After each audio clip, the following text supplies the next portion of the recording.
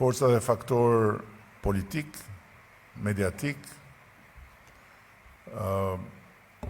social në sensin e pranis në rrjetet sociale, që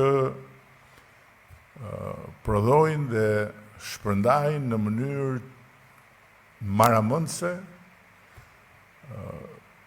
gënjeshtra, gjysmë të vërteta, që janë dhe gënjeshtrat më të mëdha, akuza, lajme të cilat edhe kur nuk janë të pavërtet, janë vendosen aty në një proporcion tërësisht të zhdrejt me realitetin. Dhe nuk e di a e keni parë, unë kam postuar para disa ditësh një analizë që një startup shqiptar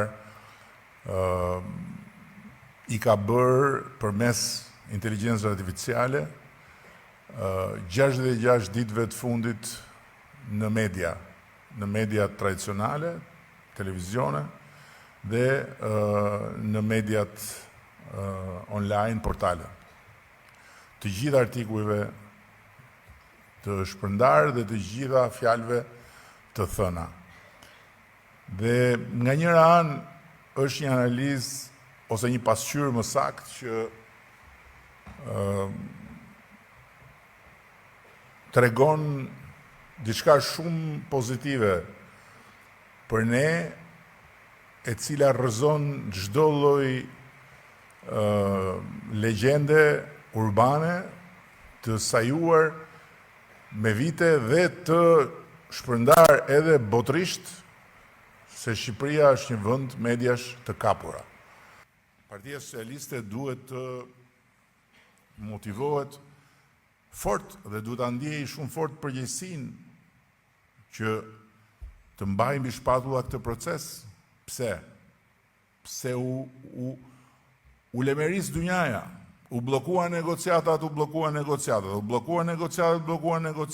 doli Gjermania, hyri Gjermania. Si bëhet shpjegimi?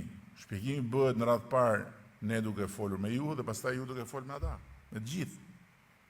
Sepse njerëzit e kanë në qendër të vëmendjes këtë çështje. Sepse duan që ne ta realizojmë atë për të cilën na dhanë gjithë atë mbështetje. Ta bëjmë realitet pasaportën e Bashkimit Evropian për çdo shqiptar. Atëherë që të bëhet kjo, na duhet forcë. Kur unë thosha, na duhet një mandat i fortë, thoshin ky do të bëhet si Putini. Por ja ku jemi sot, në fund të janarit, ne kemi kaluar 27 ligje, mos gabohem, që ishin një paket që ishte vetëm për negociatat. Sepse ne i kemi në tavolinë të gjitha detyrat. Janë si pafund. Edhe thot, deri në këtë muaj duhet kaloni këto ligje. Deri në atë muaj duhet kaloni këto masa. Deri në atë muaj. Dhe të gjitha këto janë për të përputhur legjislacionin me standardet e Bashkimit Evropian. Nga këto 27, 7 ishin me 84 vota. Tani e parafityroni ju, sikur ne të kishim 75 edhe të tjerat të kishin molotovarët, se ku do ishim sot ne? Atëherë po do na ishin bllokuar negociatat, sepse do na ishte bllokuar parlamenti, jo me muskuj, por me buzëqeshje.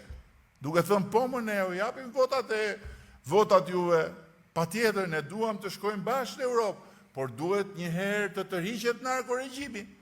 Duhet të hiqet Edi Rama, duhet mos ta ketë Partia Socialiste qeverinë, të bëjmë një gjë të përbashkët, e bla bla bla, dhe ne do ishim në një situatë, do vinim vërdall, si e shpreha që thot, duke i gjimu bishtit tonë.